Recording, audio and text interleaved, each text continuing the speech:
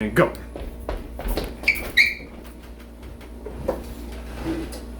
We're back! Woo! Freak Show, episode number 7. After a brief month-long hiatus, we've actually, we're not professional influencers. I don't know if you can tell or not. But one of the weeks off was scheduled. We were just going to have our every other week. And then I think Ty had to travel and then had a Spartan race. Yeah, I had a Spartan race. Then on my end, like my girlfriend's moving and she wanted to come over one Saturday morning, and instead of our typical me going over to her place because she's in between places. So little back and forth, but we're here now today. So. Yeah, if you got a problem with it, start watching more so we get paid for this, and then we'll make sure that we do it every well, week. We can make time. It is not high on the priority list at the moment. That's it. How's the Spartan race? How's things? Yeah, man, it was super cool. I will be honest that I did not train for it at all. I probably ran twice. But it went really well. My little secret to having successes and not dying in the races that I do is I run with people who are in worse shape than me. So I get to walk when they walk, and then I never get tired. Hey, what they say, if you're running from a bear, you don't have to be the fastest. You don't have to be faster than the bear. You just have to be faster than other people running. Yeah, so that's kind of how my Spartan race went. But it was cool, man. We did the 10K. I did a 5K last year, and I'll be honest, I kind of felt like I didn't get my money's worth because you do maybe 10 to 15 obstacles, which are the fun part. Like, honestly, if they had like a half-mile obstacle course, I would do that. That sounds so much more appealing to us. Yeah, because like, I'm just like, the running part is just like, when can I get to the next thing? Right. Fun. But yeah, it was challenging in terms of just like, I've never ran anything over a 5K. So it was a new experience. It was in Asheville, and the weather was great. Yeah, man, I think that it's, especially that I'm in my off season and I don't really have any competitions really coming up other than the ones that we're hosting. It's a good time to just like do fun stuff. Right. You know what I mean? Like recovery, although it's important in your off season to be building muscle and to be putting on strength and things like that, you still get a little bit more wiggle room, and I think that's a fun thing to kind of have balance so you don't burn yourself out. So it's cool to like just do fun stuff like a Spartan race on a whim, or obviously we do our jiu-jitsu. I'm doing a little bit of kickboxing now. I'm just, trying to be the ultimate package, I guess. Losing all your gains. Yeah, and lose all my gains. You do one Spartan race and you lose 50 pounds off your bench press. I don't make the rules. But yeah, so, just doing, stuff like this so that you can just kind of like, we're not getting paid to lift. So like, right. Go out and have fun. I think that a lot of times guys can get, a little too scared to do anything. And I don't think you're going to lose any top end from doing stuff like that in your off season. If you did, we're talking about like 0.5% maybe that you're going to lose, which what is that in the grand scheme of things when, again, we're not professionals, we're not getting paid to train or lift weights or be strongmen or powerlifters or anything. And doing the fun things, it increases longevity. The physical shit aside, just being more capable, but fun, like literally the mental part. It reduces burnout, makes you want to come back. You get off the beaten path a little bit. It makes it nice to come back to the monotony sometimes. Whereas if you're just in the slog of the monotony, hyper-specific training year after year, you are going to want to get out of it sooner rather than later, in my opinion. I think that holds for most people. Yeah, no, 100%. I think that it also, you're doing different things in terms of movement patterns. Right. So, you're not beating up the same movement patterns in the same joints the same way. So it kind of, I would think, gives your body a little bit of a break as well. I mean, obviously... Oh, the physical benefits are there in droves. Right. I'm just saying from a mental just mental side. as No, well. 100%. It's like, listen. And that stuff doesn't feel like training. You're still definitely training your body doing the other stuff. Yeah. But it doesn't feel like training because it's not your standard modality that you're used to doing day in, day out. For sure, It no. feels more like a fun activity Yeah. than, I got to go hit 3 sets of 5 and then do my accessories. Right. And if like, I jumped so far into this Spartan race that I was like running like 4 or 5 times a week. like that's a different story. But it Right. was just like this like one-off, like, hey, we don't really care what we get in terms of time. We're Right, just like just there to let's have a just good do some- time. Yeah, have have fun. some fun. So yeah, it was a good time.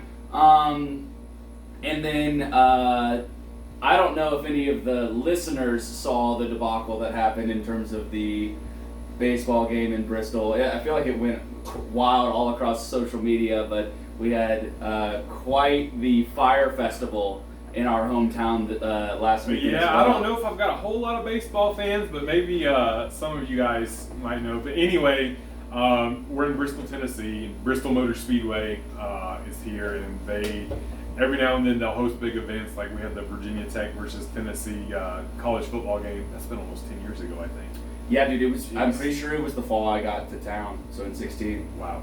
But we had a baseball game there this year between the Atlanta Braves and the Cincinnati Reds, and Mother Nature wasn't cooperating, and They didn't ran plan out at of all. food and the concessions. Yeah, It the was- planning was It was terrible. miserable. They ran out of buns for the hot dogs. You were getting bunless wieners. Overpriced. Overpriced. Yeah. Wait. So yeah, of course, same price. They ran out of liquor at the liquor tent before the opening pitch, and so they were still selling what became mocktails for $25 a piece. It was insane. 2-hour rain delay that they wouldn't call the game. It was nuts, bro.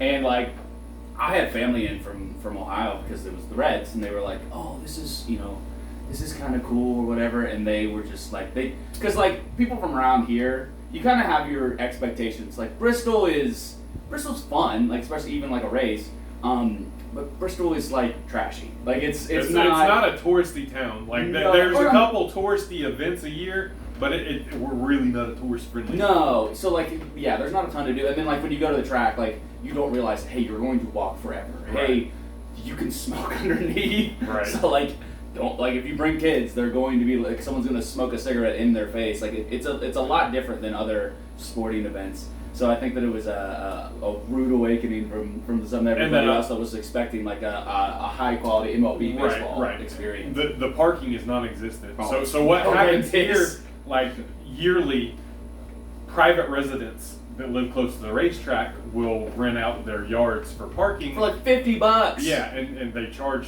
a lot of, which hey, good on them. Yeah, make your money. Great. Make your money. But anyway, so people coming in for this game, it was a Saturday game, but it got pushed back a day till Sunday because of the rain.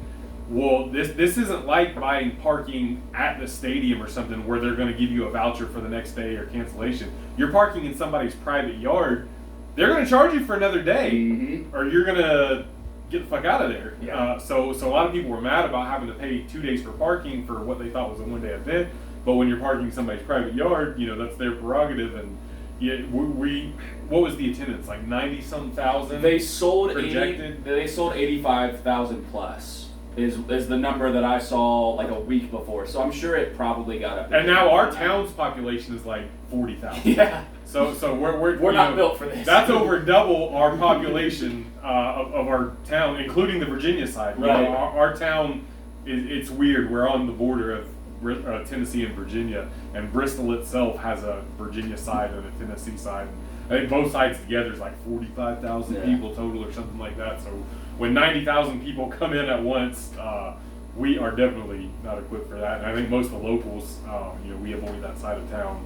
Typically when there's a race, but when an event like this, because the races aren't quite as packed as they used to be. No, it's not not anymore. really kind of the big thing it used to be. I know it used to be, all the restaurants and everything. It was a big deal. The servers and stuff, they'd all be happy because they're going to make big tips. Yeah. I know even Dante's school, it's a school holiday for the race day. Like Did they really? Yeah, they're out of That's school kinda that day. cool. Yeah, I was looking at the calendars up there on my refrigerator, and they're off for race day. Yeah. No, my uncles and my dad used to come down from Ohio in the 90s for Bristol because it was like the closest track when it was popping. And they quit coming because the tickets were so expensive. Like you would be in the rafters for $200. Right. And now it's like you can go to the race for like $20. Yeah, I so it's remember definitely like falling off. But they it's- used to say like the night race used to be like the hottest ticket in sports. Yeah. Like across Mhm. sports, NFL, MLB, etc. I know the trucking company I worked for. We used to my boss had like season tickets or whatever to the races. And we would give them out to customers and stuff to, schmooze and all that Right. sort of corporate stuff. And, if we'd have one or two left over, and, there's a lot of money to be made there, but it's not a thing no more. I remember when I first started working up here, I started in 2011 where I'm at, and, week of the race, we're calling our customers, hey, we got these tickets, y'all want these, blah, blah, blah, these are seats, our number one customers, we're going to go here first, and blah, blah, blah. And race week was a big deal, and now it's just like, meh, just another day. Yeah, but enough about the local news that anybody watching probably doesn't give a shit about.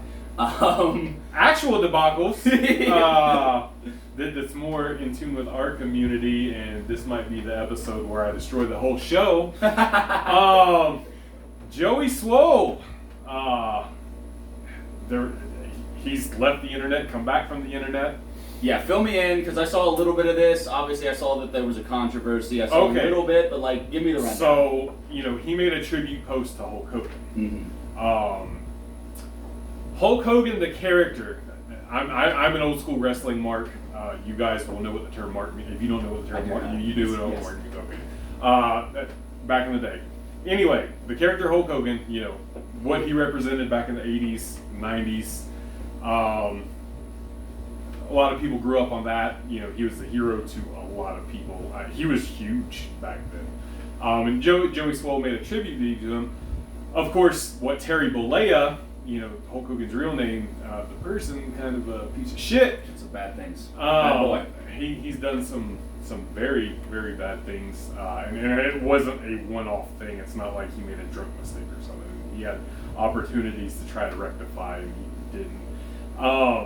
But anyway, so people called him out on that, which personally, if you're making a tribute to the character Hulk Hogan, what he represented when he grew up, I think maybe there's a case for that to be made. I still personally wouldn't, because I'm not going to detach him from Terry Bollea, but I can see that. I'm a child of the 80s. He was big. I can see that part of it. However, when he got called out, it was his response video that really kind of busted it wide open. Not only did he kind of brush off what Hulk Hogan said and did, whether it was out of actual ignorance and he didn't know, or whether he was trying to brush it off, one way or the other. He referred to minorities as colored people. Ooh, I did not know that. Yes. Wow. That, we live in the South, all right? Yeah. The Jim Crow laws were around here. There are people still living from that time. Yeah. All right? And I know it's, edgy and stuff on the internet nowadays. You shouldn't give words power. Words have power. Go Google up some signs from restaurants back then, water fountains, bathrooms, what the verbiage was. That is an offensive and derogatory term, point blank, period. There's a line of, don't be a bitch, everything should be a bitch. That crosses that line by a lot. And he was called out a lot for his response. And a lot of people glossed over that part, which is the more damning part than him supporting Hulk Hogan. That's not what I heard. The big things that I heard were just him, the hypocrisy of him being a whiny baby for being called out. And I'm sure we're gonna get there. Yeah. But that's less important. That's such a bombshell. Yes. That's not being talked about. Yeah. Well,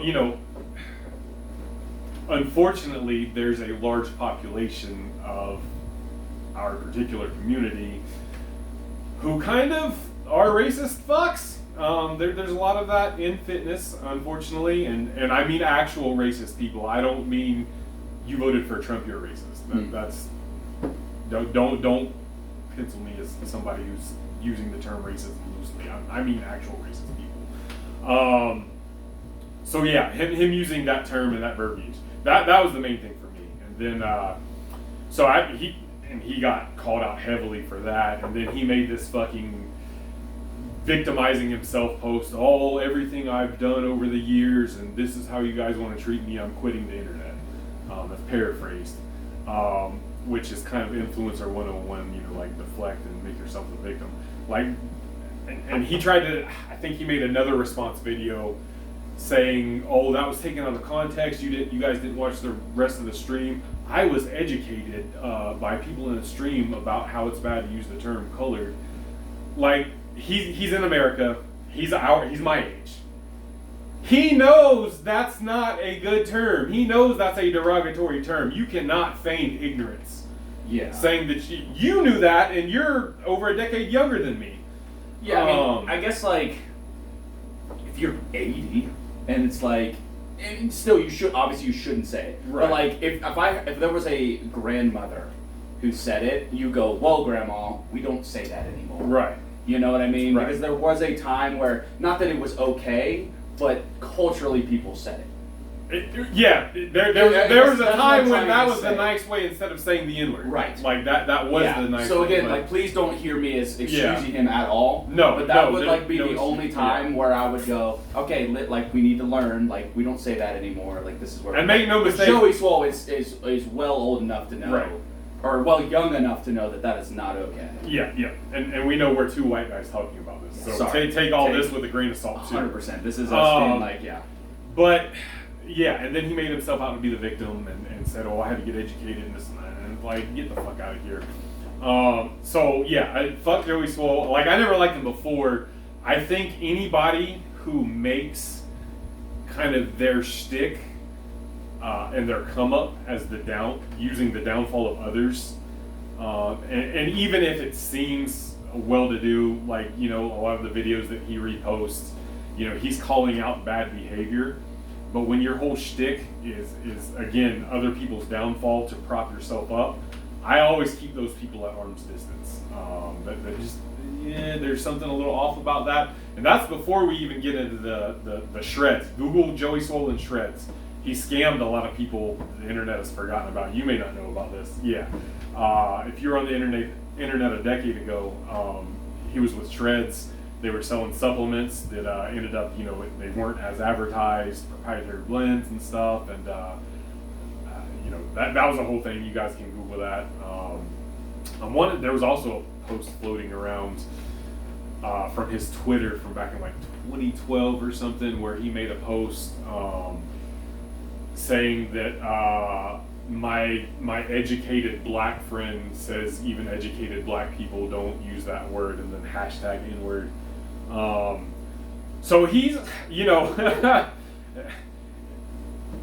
he's that person. He's that kind of person. And again, however you feel about racial issues and this and that, like I don't tolerate racism. I don't have tolerance for, you know, racist people, and I mean racism. Again, don't, you know, you're just some liberal, you know, blue hair, and you think everybody's racist who doesn't agree with you. That's not what I'm talking about.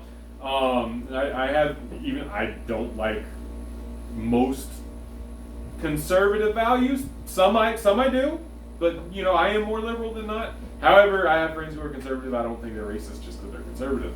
But racist people are racist, and fuck them. And fuck Joey Swole. And people, again, I will over and over and over always say that anybody whose come up is based on the downfall of others, there's usually skeletons in their own closet, and that's kind of a grimy way to come up. And he already had such a slimy past anyway.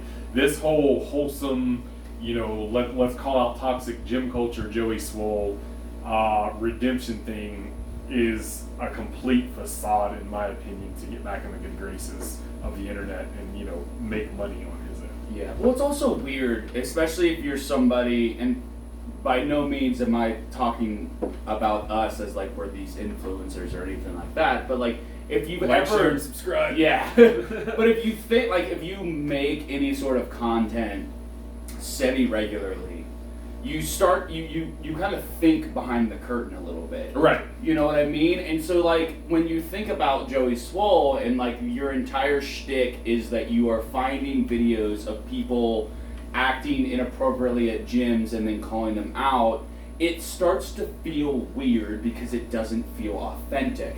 Because once you've kind of set this precedent of, like, this is what my content is, then it's like, okay, if that was me and I was required to post this many times a day in order to make money, then you know that he is actively searching out videos of people that could any way possibly be acting inappropriately at a gym, and then you're definitely going to take that angle as this person's a piece of shit. Right.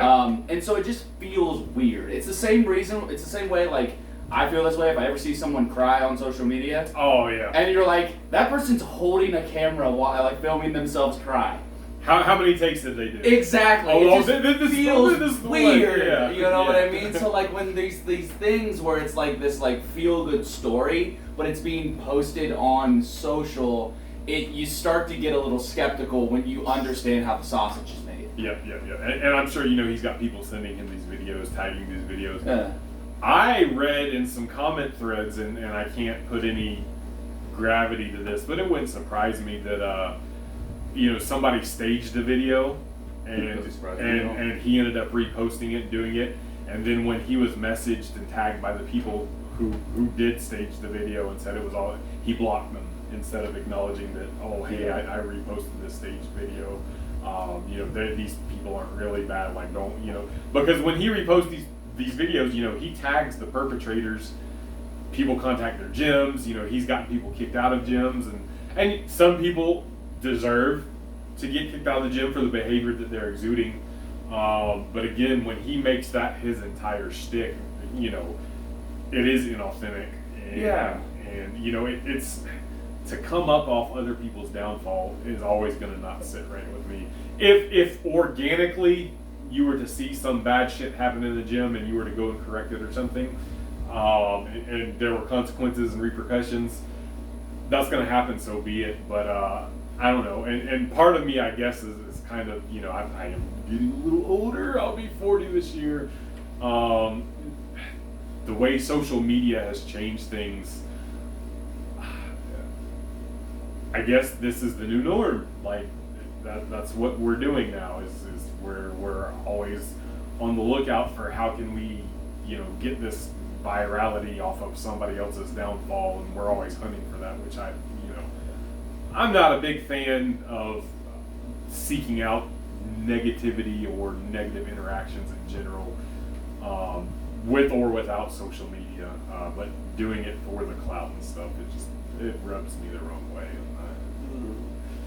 It's gross. Yeah, I mean, is it worth the moment in the sun for the questionable morals or anything like that, you know what I mean? And there's always going to be someone who's going to be that's going to make that choice, because everyone has different things that they value, and you just hope that the mob chooses, in the end, the person who is scummy will be found out like this. Right. And thankfully it seems like a lot of times it's a matter of when, not if, with a lot of these people. So thankfully that does happen, and I feel like the world kind of like corrects itself. But unfortunately in this situation, because I know you're not all the way up on it, so when he made the initial reply video and got called out and stuff, and he made an apology video saying, hey, I'm sorry, I got educated, I didn't know about Hulk Hogan, this and that, I apologize to anybody who I'm offended and whatever. Well, like the crowd that was still with him, a lot of whom are on that bad side of the racist fence, were like, oh, you didn't need to apologize, there's nothing to apologize for, you didn't do anything wrong, you shouldn't cave to the woke mob, blah blah blah, we hate you now. And I found that funny, in the irony that his apology ostracized him from the people who still had his back. Mm-hmm. And then the people who called him out initially, they weren't buying his fake ass apology either, so he kind of shot himself in the foot there with that. But that's what led him to, like 2 days later, after he said he was leaving the internet, he was like, oh, I'm back, I'm not apologizing for nothing, I am who I am, and this and that. And then his crowd is back in full support. Oh, we're glad you're back. We need you. Blah blah blah. So it's so fake. The internet's fickle. He's fake. A lot of people suck. That just kind of is what it is. Yeah. I don't want to say like all influencers are bad people or that there's, more bad than good when it comes to being an influencer. I think human nature is what it is. We just end up seeing it more with influencers because they are in the spotlight. And, as such, any behavior of theirs is kind of up for the public when, you might work at a factory with 500 people and there might be 100 piece of shit ass people in there, but y'all don't talk, y'all don't interact, you're not like on social media, so they're just being a piece of shit in their own time. Right. And you don't know, but it seems like, influencers are bad, but it's a lot like, like I made a video on, you can't really prove if somebody's natty, but you can prove it if they're not, because people will inevitably fail drug tests. Right. You can pass 1,000 of them and people are still going to question you, but the first one that somebody failed, they're like, oh, see, everybody's a fake natty because that person failed. And I think it's kind of a similar concept here with influencers. It's like, there probably are some good people that I know there are good people who are, career influencers. But, what do you don't prove that they're good, they're just living their normal good life, and that doesn't get highlighted, but when somebody does some piece of shit something, it does get highlighted, and then, they get lumped in with everybody else. Anyway, how's training been going the last month? Training's been good, man. I've been in that my first kind of month of strength training again after getting off the bodybuilding phase, and things have been going really well. The past 2 years have really been the first time that I've done kind of long off seasons with hypertrophy blocks. Before then, it was just like strength block, like back to back to back. The fun stuff. Right, the fun stuff, and also like it works until it doesn't. Right. Was making progress until I wasn't, and so I kind of had to go back to the drawing board and kind of, you get through newbie games. Right. I'm in my technically late 20s now as a 27-year-old, so. You're not over the hill. Yeah, exactly. The gains I seemingly won't be as fast or as impressive as they used to be. Right. So taking that time in the off season to build muscle, I think has done well for me because I'm now tripling my old 1 rep max PRs. So like really happy about that. Deadlift is flying. I think the deficit's really helped. You have to tell me about how your deficit, all of your deficits have gone, because I think I might just make that my my shtick. I think it's like my favorite exercise because they're just so hard, and I think that they build such great. Yeah. Not only do they build muscle, they build nuts. Like they make you fucking tough. But so things are going well. Still trying to really dial in my technique on learning the split jerk for strongman. But having a lot of fun, man. I think that, bodybuilding is fun in its own right, but I guess. It just doesn't have that spark. It doesn't do it for me either. No, so like I've just been having an absolute blast getting in there, just feeling like a psycho in the morning. Right. Clanging, banging, smelling salts, all of the fun stuff, man. Like it's just a different vibe. Right. Yeah. So y'all have seen. I think I've posted a video on here now. If not, definitely follow my Instagram. I post most of my training videos on there. But I call them ignorant deficit deadlifts because it's a very tall deficit, and especially. Are you doing the box? Yeah. And that's why. This is why I'm doing them. And I'm. Leverage, my leverages aren't great for deadlift anyway. I've got these little short arms here, so the deficit for me is even more of a thing. Yeah, I can scratch my knee standing up, so. I'm built for it. Yeah, I am in fear of crushing my nuts when I walk out. So. But anyway, I've started doing them. I've not pushed anything heavy yet, so my training is taking a different direction now. As y'all know, for the last probably a year and a half, I've been training very much to be explosive. Anything heavy I've done has been triples or less, and really anything moderate I've done has really been kind of triples or less too, and just moved with intent. I've not really done a lot of sets above 5 or anything like that. I wanted to get that 50-inch box jump, and I did. And I really enjoy training like plyometrics and that explosive style training. It's really fun to me. However, I am eyeballing a meet in January, and I am not in powerlifting shape, and so I've been training straight sets again with my ignorant deficit deadlifts, starting very, very light because it is a very disadvantageous position for me, and I've had some back issues historically, so I don't want to just jump straight into it. So I think last week I've been doing 12s, which 12s on deadlift That's suck. gnarly, dude. 12s I was doing 8s, and I thought that was miserable. But I figured I'd start there on 12s and kind of work my way down. And what I've been doing, I think I used like 235 the first week, and I do my first set double overhand, just get a little extra grip work. My second set straps, beltless still, and then my third set I put on a belt and straps. And that's not because I need the belt at this point or anything. It's getting used to getting down in that deep of a deficit position with the belt on. It's nasty. Yeah. Like So you can't breathe at all. Then I did 255 week 2, and then this last week I did 275, and it's getting close now to where I don't know if I'll be able to double overhand the entire first set next time. But been transitioning to more kind of traditional set rep schemes and doing straight sets, whereas before I was doing like either a top single and some back off triples at like a much lower weight and just moving with intent. My bench press, I've been doing Larson press. This has been kind of depressing. So many moons ago, I did one set of 315 for 29 on bench press. And now I'm doing the scheme I've got. I work up to a top single on bench, and then I Larson press 315, and I try to get to 30 in as little sets as possible.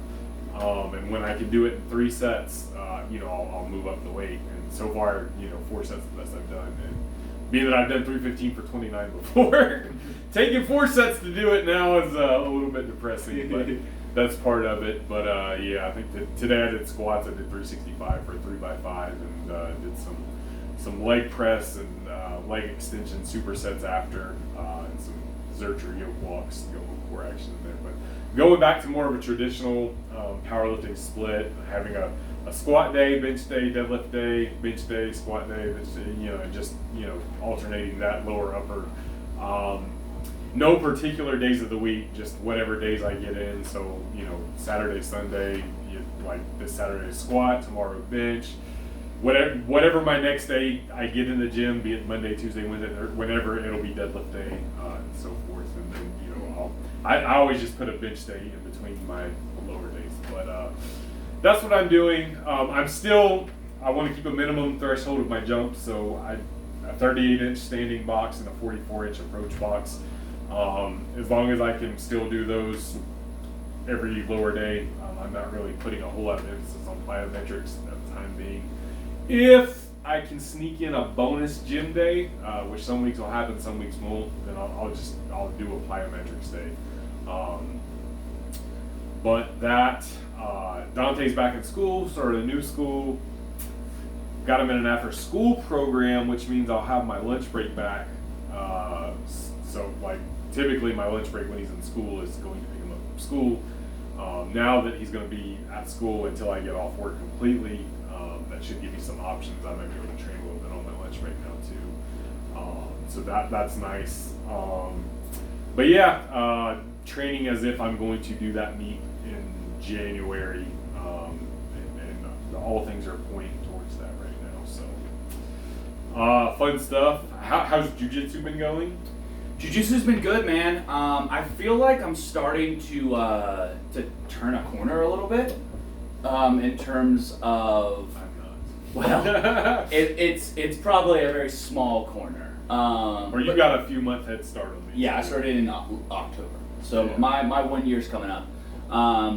But starting to turn a corner in terms of like starting to understand where things go in context of the game a little bit, as opposed to just knowing moves, but starting to just like understand just where I am in the game and being able to make decisions on what the next move is without thinking like, oh, okay, arm goes here, right, leg goes right. here, just being like, okay, this is what he is attempting to do. He is attempting to get my body in a place where he can take my arm. Let's not have that happen, and understanding what he wants to do to make it so he can't do it. Right. Still, like, in terms of offense, the offense only happens with the white belts. Right. So, like, you know, I'm still blue belts and up, especially our blue belts at Bristol. A lot of them are competitors and young. So, like, oh yeah, honestly, like, they can even be more challenging than some of the higher belts. But just with like most of the blues through black belts, it's still just playing defense the whole time. But yeah, man, it's going good. I'm also, like I said, I'm doing some kickboxing classes, just because, as weird as it sounds, like every fight starts standing up. Right. I'm not interested in getting in any fights at my age, but would like to know how to, you know, do what I need to do if need be. So that's been super cool. Very different, obviously. I've never done any sort of striking, so I'm sure my punches look terrible. And arguably harder cardio than jiu-jitsu, in my opinion. Right. Just because you can be much more active. Like in jiu-jitsu, like if you want to, you can take. There are places to take breaks. Oh yeah, absolutely. It's like, I'm There's just not gonna a lay lot- in your guard for a minute. Yeah, get a breather. There's not a lot of breaks. And when both of y'all are, Exactly. it's kind of an unspoken thing, understanding. like we're gonna hey, sit here for a second. yeah. But with the kickboxing, there's not a lot of off time, especially if it's like, all right, we're doing minute rounds on the bag. Like you got a minute, so Right. But that's been just fun in its own right. Yeah. So super happy about that, you know, and yeah, I don't know. Well, how's your jiu-jitsu going? You know, a lot of the same. Just trying to survive and not get tapped, and trying to learn as I go. It's, you know, such a skill-based sport. You know, there's so much going on. And like you said, you know, in your mind you're thinking arm here, leg here, foot here, post, frame, post, fuck that. I got scissor swept. God damn it. But yeah, it's trying to take in all the information and then learn how to utilize it, which mindlessly, and it is hard. And like you said, Thank you for this technique. I can't wait to use it in yeah, 5 years. I don't get to roll with white belts very often. Yeah. It's very few and far between that I get to roll with a fellow white belt, and when it is, it's like, oh boy. Well, he picks for you guys, right? We get to yeah. choose. We don't get to pick our partners, and I like Wednesday night. So there's a blue belt there. Me and him weigh roughly the same. He's a little taller and longer, Mm-hmm. and we kind of always do drills together, before the open mats, and then we're always the first matchup. Coach like always puts us together first matchup open mats, and you know, so with him, I've kind of figured out something. He still gets me way more often than not, but sometimes like after he taps me once or twice, I'm just like, okay, we'll start on our knees. I'm just gonna grab your gi and just turn you over because I'm strong and get straight to side control. But you know, so that's fun. But the other night it was him. Then I had to go brown belt, black belt, purple belt, brown belt. Were all my next. And yeah, you know, what do you do? Exactly. It's okay. What way are you guys gonna kick my ass? And hopefully Right. you're gonna explain a little bit while you're doing it. Which a lot of them, you know, the upper belts are really nice for the most part. As far as progress, my balance is getting a little better. I'm starting to recognize, you know, like some of the basic, like I haven't been scissor swept in a long time, so that's a plus. I haven't been collar choked in a long time. That's a plus. I was rolling with one of the brown belts the other night, and he got my arm across and he got his legs up, and I was like, I said out loud, I was like, okay, triangle, omoplata, or arm bar. Which one are you about to do to me? I know it's one of them. He's like, well, good job recognizing, and went to omoplata. And I tried to immediately roll out of it, and he already had his hand up the block. He was like, you're thinking right, but I knew you were going to do that. Like, thank you, Sensei. Yeah, that is the one thing where it's like, all right, well, I know one defense. Right. So, Right. if you know I know one defense, then this isn't going to work. But it's a lot of fun. I'm having so much fun doing it. I know the learning part will come. just the physicality of getting out there and like going mano a mano with some other dudes, you know, a few times a week is fucking a blast. And you know, when you do get one on one of the upper belts, every now and then you squeak out a position or something, and you get one, and it's a good feeling, and you know. They'll usually be, oh, nice job, you know, that's in there. Or even if you like, we noticed. Or you can even tell that you gave them a tough time. Yeah. And a lot of times they'll say like, hey, good round. Like, yeah, you gave me hell today. You're like, yeah. Like I feel like I'm doing something. And the next time they come back with a vengeance. 100%. But it's been, and we added a Friday morning class now, so we have a 6 a.m. Friday class. I had begged Coach D, the owner there, because Dante's been doing it for like 4 years now. I said, hey man, if you had a morning class, I would sign up tomorrow. Because, you know, I've said before, me and Dante, we go to bed at like 7:30 on normal evenings. Yeah, I've gotten the text, don't text me after 7:30. Right. I sent him something with some meme or whatever, and I completely forgot. I'd actually just gotten out of jiu-jitsu, and I was like, hey, Dennis, you'll think this is funny. And he said, don't talk to me. I'm done. I said I'm a little nicer. He did. I'm just kidding. You know, jiu-jitsu class, we usually get home at about 8. We're still in bed before 9, which is more than reasonable. I really like to get to bed before 8, though. And when you have a 10-year-old, he's going to be 11 next week, that still adheres to his bedtime like clockwork. Like, I have zero issue out of him. I did not want to interrupt that process at all. But I finally bit the bullet. I was like, man, I really want to fucking do this. And I was like, maybe 2 nights a week, we can figure something out. And I started in the summer when he was on summer break from school, just so we could adjust schedule-wise while school wasn't an issue, and it's carried on, and it's been fine so far. So yeah, it's been a blast. But I'm really glad to have that 6 a.m. Friday class, and it's a little more chill early in the morning. It's almost like having a light session of lifting. It's an hour instead of an hour and a half. We do drills for 20-25 minutes, and then open mats after that. And I did have one hard roll yesterday morning, but the other 2 rolls we were kind of like, hey, you want to go easy? I'll like go a flow easy. roll. Yeah. So that's been fun. If you could train with anybody, alive or dead, who would it be? Oh man. I think I would want to, because I think you can go a couple of different ways. Oh, I know what way I'm going. Okay. Well, I'm just talking through. Yeah, my thought process. So anyway, Mr. Overthinker over here. Overthinker, of course. I think you can go 2 different ways. I think you either go, I want to go through this training session to soak up as much knowledge as I possibly can from this person because they know so much, and basically this is a school session. Or you go with the most intense person of all time, so you've got a story. So Neither one of those are my answer, but continue. okay, so the 2 that I had in my head were for the let's go learn. I would like to go train with Ed Cohn.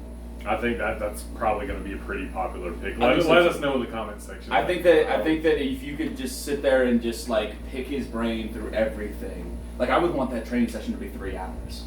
To just like because like even in passing, I would think that you would catch things. Right. You know, like, and you could just like pick his brain, think of things like I'd want to train like everything, just to be like, hey Ed, what do you think of this? Right.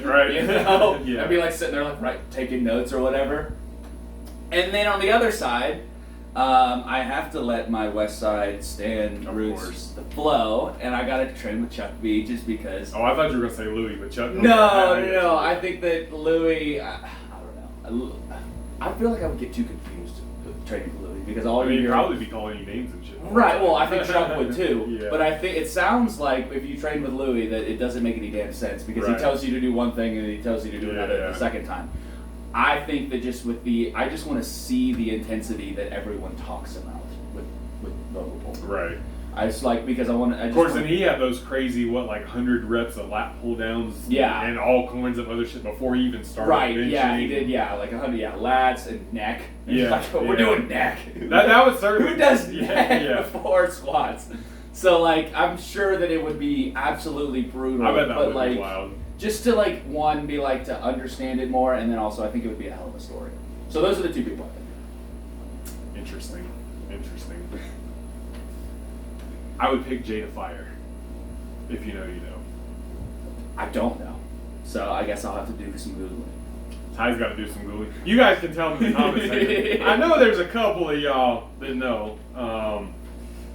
My username did not come from lifting weights. That's a hint. Turn to say search off. If we're talking about like training or something, like if we're going to be a little bit more serious, the Ed Coan generic answer is probably pretty good.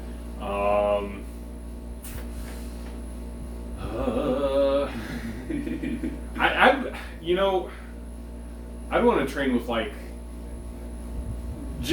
not anybody in particular, though? but because like I'm not even sure. Jada Fire. Well, I don't know if I would vibe with either Ed or Chuck. Like I'm not sure even I have the same personalities either. So like I could go to either of those sessions and have a miserable time because like you can't talk to like if you don't like have a good like rapport, like that would be boring and miserable too.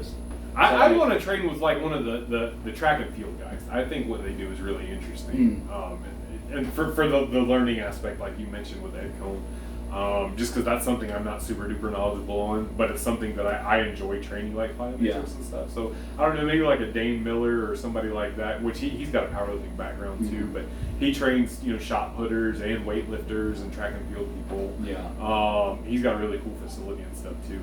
I think. I mean, my serious answer is still Jada Fire, but we're talking about like in our scope here. Somebody like that, Dane Miller, or maybe like Isaiah Rivera. He's a professional dunker, and he's actually got like a really big front squat and stuff too. He's like a lanky guy, and he can front squat like 4 plates, and he's really big on training strength to potentiate your plyometrics, and he's got like a 50-something inch vertical. Yeah, it's really cool. I think he's got like a 3-plate plus power clean, and again, he's like a tall, skinny basketball looking dude. That's crazy. Yeah, he generates a lot of power with not a very big frame. But yeah. Anything else you want to add? We started talking about this before the podcast. Oh yeah. But then we kind of like we're like, let's save it for a pod. Yeah, then I forgot all about it. So I've been kind of thinking about just in terms of my body weight. I'm in my off season. I'm for anybody who doesn't know, I'm a lightweight strongman, so that's making 175 pounds. Realistically, I do a water cut from 185 victim weight. So the past couple of years I've gone up and down in weight, basically just like continuing to fill the weight class out even more.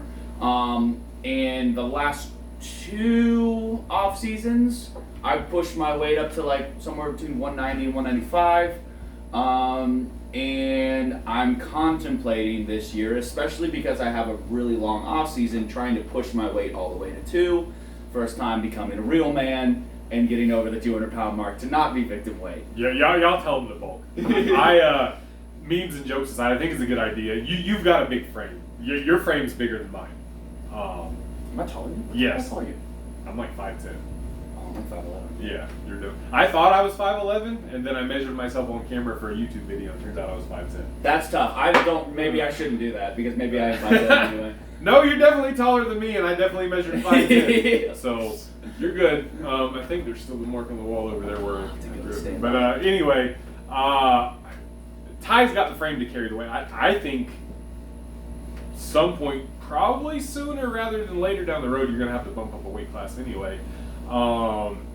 But like bulking, for us natties, there's 2 ways that you're in a state of being anabolic. One is bulking, and one is when you're asleep. Or 2 is when you're asleep. Yeah. That's how you're anabolic when you're a natural lifter.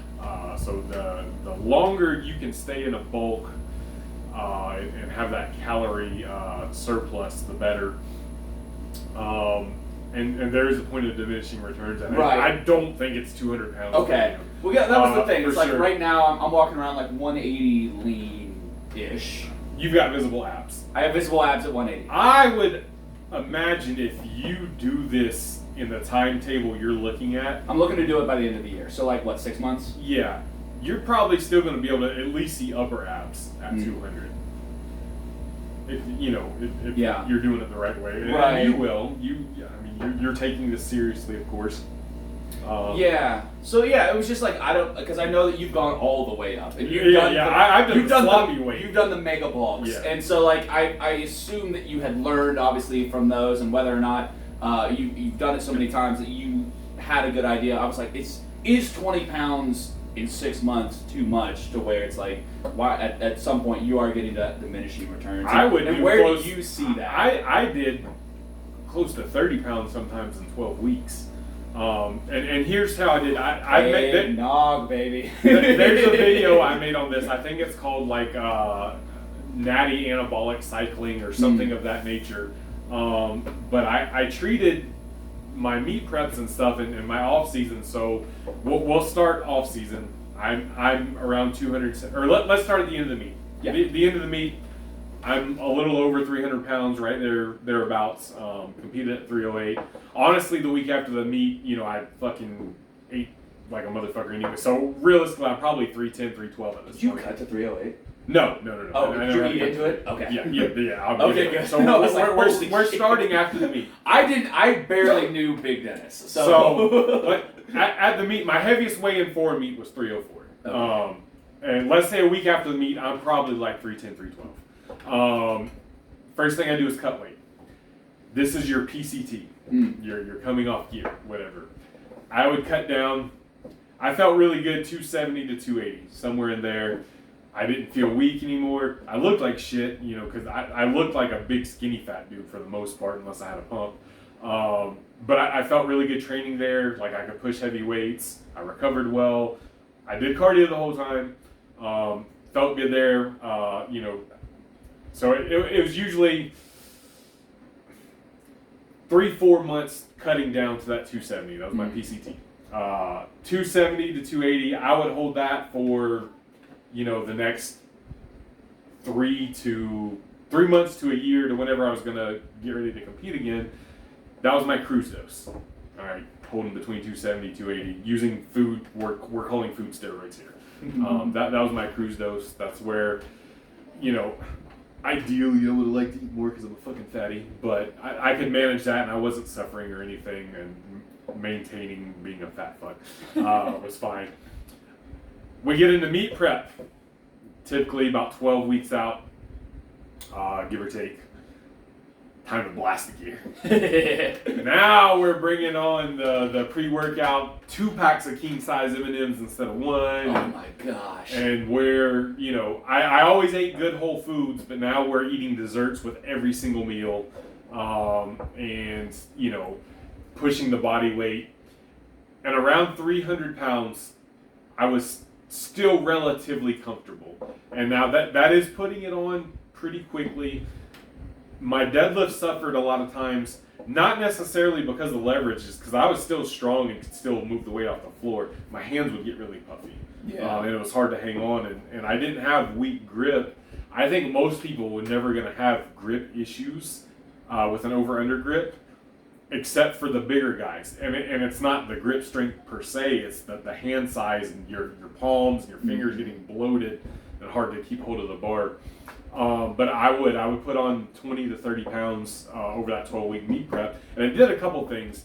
It really helped the squat leverages a lot because you get some belly to rebound off the quads.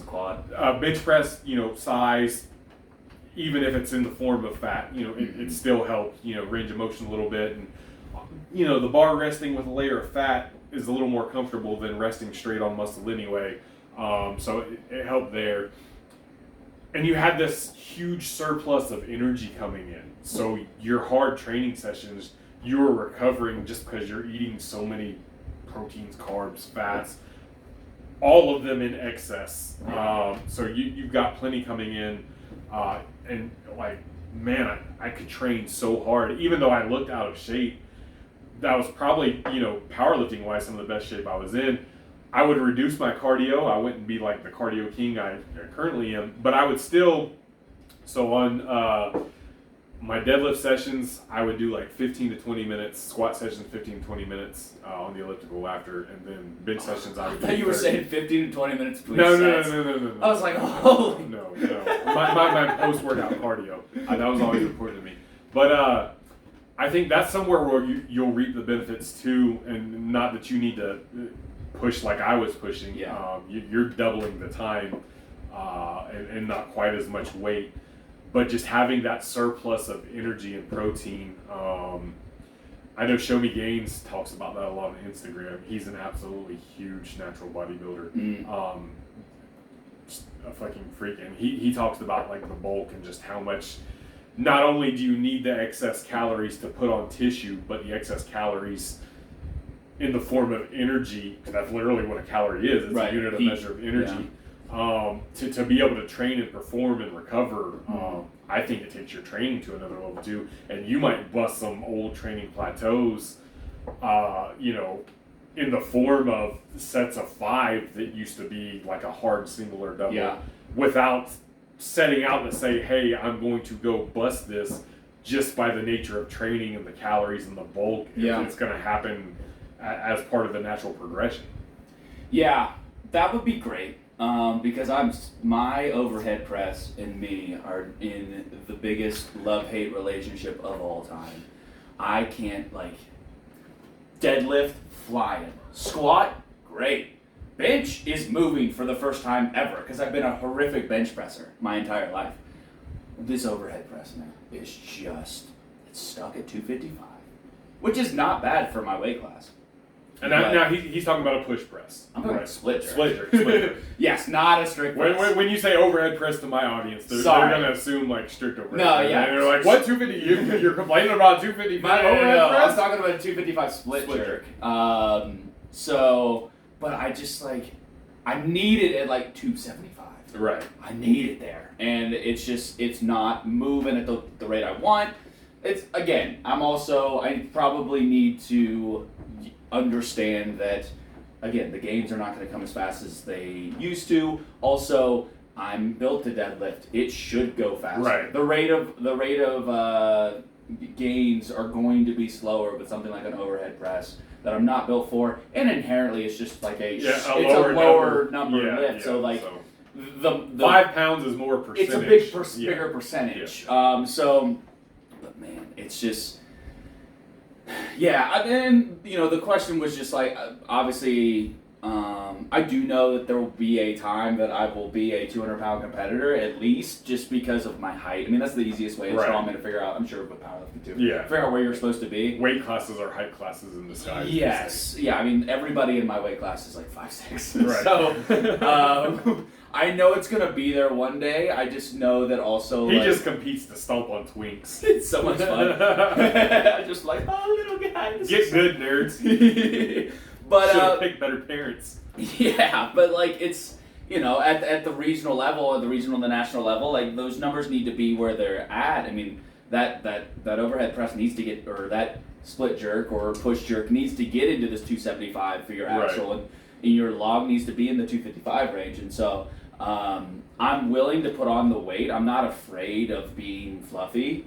By any means, it's much less that, it's more or less being efficient, and that's why I've always been it seems stupid to carry extra body fat if it's not helping me. That part, no, you're right there. If it's not helping you, there is no need. Because I'm not somebody I'll eat, but I'm not someone who needs to have their comfort foods. I can eat for fuel and be fine. I'm disciplined enough for those things too. So I'm trying to make the best decision in terms of where is the point of diminishing returns on that bulk, where it's it's time to cut it off. You gotta push it to find it. That's true. And so I mean, I think that this will probably be, between talking to you and talking to everybody. Everybody at the gym just makes fun of me because they're like, oh, you're worried about 200 pounds? You're such a little baby boy. Because nobody's a lightweight around where we're from. Yeah, so it's just trying to make sure that I'm making that intelligent decision. Right. No, I think you're thinking along the right tracks. Like I said, you've got the frame for 200 easily, and I don't think you'll completely lose your abs bulking to 200, which is a good sign. And I do agree. There's no need for it if it's not helping you. Because it's an excuse for a lot of people to be fat. It is, and I found for myself personally, because I did try to stay at 300 for longer a couple times, and inevitably, after I was 300 plus for a month, 2 months, I would get sick every time. Like, I can't really hold it. Even though I felt okay, I felt comfortable. I couldn't sleep on my back or I'd fucking choke to death. But otherwise, the sacrifices you make for plastic trophies. Right. Otherwise, I felt, okay for the most part. But I would always get sick anytime I tried to hold the weight there. So that's, I learned, like, hey, I need to cut back down. And, I could hold 270, 280 and still lift the weights and perform the way I wanted to perform. I did a 44-inch approach box jump at 288.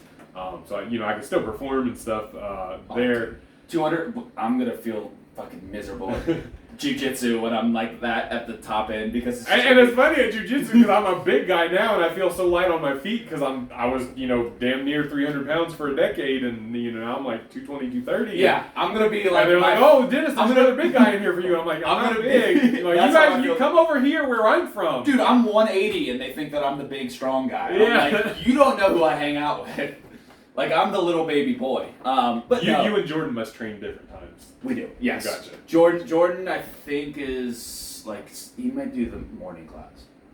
Or the... Comment if y'all remember Jordan. Anytime he used to spot me on my channel, I'd tell him to take his shirt off, and I'd always get, like, 10% extra views if I had him shirtless in my videos. Yeah, now my gym uses him in their videos. Yeah, I saw that. That's why I told him. They're like, strong man, yeah. Goes up against blue belt, and they don't pick me because I'm not as impressive as Jordan. So I'm like, well. But I think Jordan's a purple belt now anyway, too. Yes, so, he's much better than I am. Yeah. But yeah, no, I think it's what I'm going to do. And the good thing is, this year compared to other years, it used to be when you're trying to qualify for regionals in strongman, you would have to do a local show. So a lot of times my season would start in like April with a local show, and that would give me time. So once like mid-June is when the regionals would start. That would be, I would have that another prep to go into regionals. Now, for some reason, Strongman Corp no longer makes you qualify for regionals. You can just sign up. So there's no reason for me to do a local show in the spring. So my plan is to bulk all the way to 200 pounds by the end of the year, and then I have 6 months to drop 15 pounds. Oh, you'll be fine. It'll be such a slow cut. I think it'll be fine. And you don't even have to drop the whole 15. I mean, I could water cut. Yeah, really. I could cut from like 190 if I wanted, because I don't even really have to sweat much to do the 10-pound water cut from 85. So yeah, realistically, I could probably even water cut more weight. So I know I'm in a really good spot. It's just like, uncharted territory. Is like, is it worth pushing all the way to that point at this point? So all the way to 200. Ooh! I'm gonna be such a man. Y'all tell Ty to bulk. I gotta go mow some grass and do some chores. Sorry for the hiatus, but like I said, we've got priorities. Give us some topics you want to see us discuss. The more you guys participate, the more we can look to make this a little bit higher of a priority. Peace! See ya! Follow Ty on Instagram. Woo!